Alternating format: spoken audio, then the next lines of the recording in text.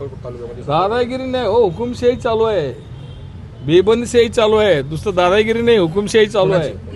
भाजपची आमदाराची व त्यांच्या सहकार्याची. राज्यात तुमचे मित्रपक्ष आहे, सत्तेत आहात तुम्ही एकत्रित, त्यामुळे तेच पोटदुखी होऊ लागलं ना. मित्रपक्ष वाढू लागले ना महाराष्ट्रामध्ये, अकोल्यामध्ये, सोलापूर जिल्ह्यामध्ये. अस्वस्थ आहे ते लोक. अरे कशाला अस्वस्थ असता? उद्या युती होईल न होईल ठीक आहे, पण 3.5 वर्ष तर अजून आहे ना युती. 3.5 वर्ष तर नीट वागा. ते 3.5 वर्षानंतर जे घडणार ते घडणार, त्यावेळी अस्वस्थ हो. आता कशाला अस्वस्थ होता? ही हुकुमशाही मोडीत कसं काढणार तुम्ही? काय नियोजन केलं? हे बघा, हुकुमशाही मोडीत इंग्रजांची हुकुमशाही होती. महात्मा गांधींनी कसं मोडीत काढले? इंग्रज म्हणत होते की महात्मा गांधी का इनका दे के चुवा भी नाही भागेगा, इंग्रज का म्हणत होते, पण गेले की नाही. हिटलर जगातलं सगळ्यात मोठं हुकुमशाही होतं. त्याला स्वतःला विष खावं लागलं की नाही. हे कुठले आहे ते? सचिन दादा तर म्हणतात मेत्रे साहेब माझे चांगले मित्र आहेत, मी त्यांच्या विरोधात कधी बोलत नाही. मित्र बोलत नाही, कृती करतायत त्यांनी. हे तर फरक आहे ना. बोलत नाही बरोबर आहे, बोलत नाही त्यांनी. लय गोड बोलते, लय चांगलं बोलते, मिठी छुरी आहे ते. असं आहे. विचार परिषदेतला एकत्र दिसला तुम्ही. हो का, पंचप्पा कल्याणसाठी आमच्याकडे होते, सचिन पण आमच्याकडेच होते. आता नंतर त्यांनी उभारल्यावर विरोध केले ना. 5 वेळा माझेच प्रचार केले त्यांनी. दोघं वडील केले, त्यांनी केले. ते आहे ना, आम्ही कबूल करतोच की त्यांनी आमच्याकडे होते, आमचा प्रचार केले, आम्हाला सहकार्य केले म्हणून. आम्ही कुठं नाही म्हणतो. तुमच्या तयार होऊन तुमचाच विरोध एवढा करा? तसं नाही.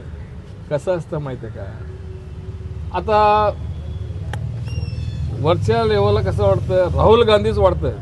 राहुल गांधीला का त्रास करतात? एकमेव माणूस आहे उद्या काहीतरी सत्ता पलटी करणार. तसं एकमेव राहू द्या, हात लावू नका. राहुल गांधी आहे ते सांगतो आम्ही. ते का आम्ही काय काँग्रेस आता शिवसेनेमध्ये आहे ना.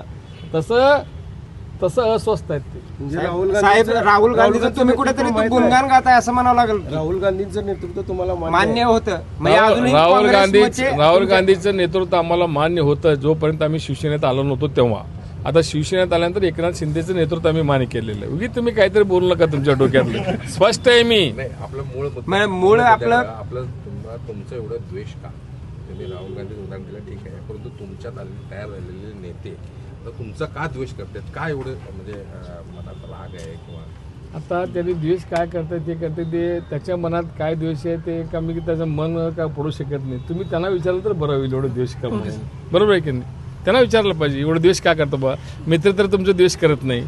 उलट त्यांनी जेव्हा तुम्ही निवडून आला सुरुवातीला त्यांनी मैत्रिणी स्टेटमेंट दिलं होतं. मला बरं वाटलं, माझ्या घरातलाच माणूस आमदार झाल्यासारखं वाटतं म्हणून मी स्टेटमेंट दिलं होतं. मी 19मध्ये त्यांनी निवडून आल्यानंतर. पण त्यांनी का घाबरते कोणाच टाकत मला एवढं का अस्वस्थ होतं म्हणजे मला पण ते कळेना झाले. जरा तुम्ही पत्रकार लोक जरा विचारून सांगितलं तर बरं होईल मला.